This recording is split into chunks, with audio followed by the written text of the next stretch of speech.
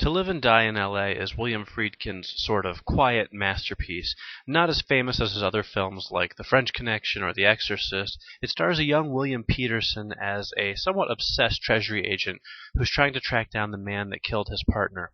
Having never seen the film before, but always having been aware of it, I was very curious to watch this film and see if it really holds up to the test of time. It is, after all, almost 30 years old, and it features a much younger William Peterson before he'd perfected his sort of stoic Gus Grissom performance that has sort of defined his television persona.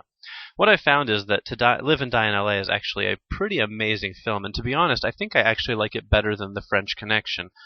While the characters have a similar sense of drive and the gray area when it comes to right and wrong, I found this film to be slightly more interesting with a little bit more of a different plot. The counterfeiter aspect of it worked a little better for me than the drug aspect of it, and the culture of L.A. sort of really works for me in the filmic sense with Friedkin more so than The French Connection's New York setting.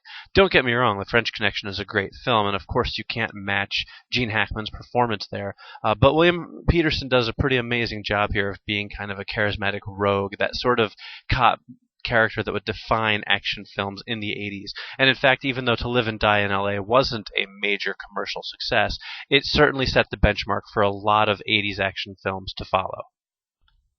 Now, when you have a film nearing 30 years old, the Blu-ray transfers aren't always the most impressive things in the world, and this one is a pretty good Blu-ray transfer. It's not going to look like your brand new movies, but it certainly doesn't look washed out and dated or old as some Blu-rays of older movies can. It looks like a very nice upgrade. Image clarity is very good. Colors certainly pop a little bit more and have a bit more saturation than you would find on a DVD. And overall, the image picture quality is improved. It won't blow you away. You're not going to watch it and think, wow, this movie looks like it was made yesterday, but it certainly is the best it probably has ever looked on home video. Likewise, the surround sound is also probably the best you're going to hear. It's a DTS HD 5.1 master audio surround soundtrack, and while it's not completely immersive in every respect, there is a slight artificiality to some of the sound effects, as probably was just the case of when the film was made. Overall, it does give you a nice sense of surrounding, a nice ambiance, and the action scenes really do have some kind of punch and bang to them.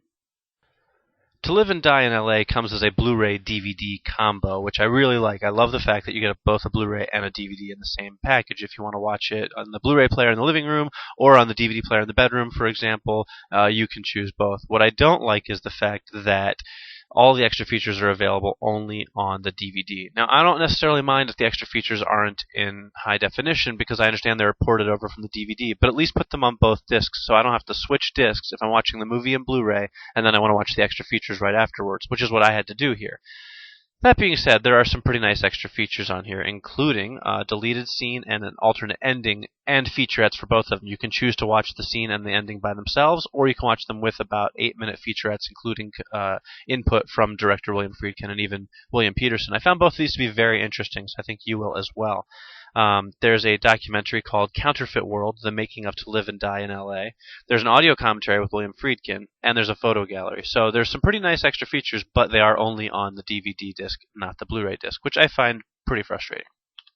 Overall, though, To Live and Die in LA is a terrific action film that goes a little above and beyond your standard 80s action fare, largely thanks to Friedkin's directorial hand and William Peterson's performance, although he is ably supported by Willem Dafoe in an excellent villain role, and John Pankow as his partner, an actor who hasn't really gone on to become a household name, but is terrific here in this film. So, without a doubt, To Live and Die in LA on Blu-ray is recommended.